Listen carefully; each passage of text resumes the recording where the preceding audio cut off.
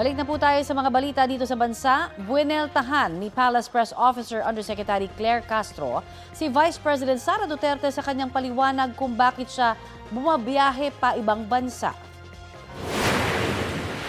Nagta-travel ako, lumalabas ako ng bansa dahil frustrated na ang Filipino communities abroad sa nangyayari dito sa ating bayan.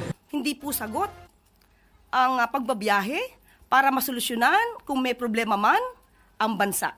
Inalam natin kung bakit naging source na Sabi ni Castro, baka frustrated ang mga Pinoy dahil habang nagtatrabaho sa Pilipinas ang Pangulo, ang busy naman daw ay madalas may personal trip. Hindi raw trabaho ng Vice Presidente na pumunta sa ibang bansa at siraan ang Pangulo. Sinusubukan pa namin kunan ng pahayag dito si VP Duterte. Nitong Lunes nang sagutin niya ang pagpuna sa kanyang pangingimbang bansa. Hamon niya noon, dapat ilabas din ng mga mambabatas na kabilang sa mga bumatikos sa kanyang pagbiyahe ang detalye ng kanilang mga biyahe.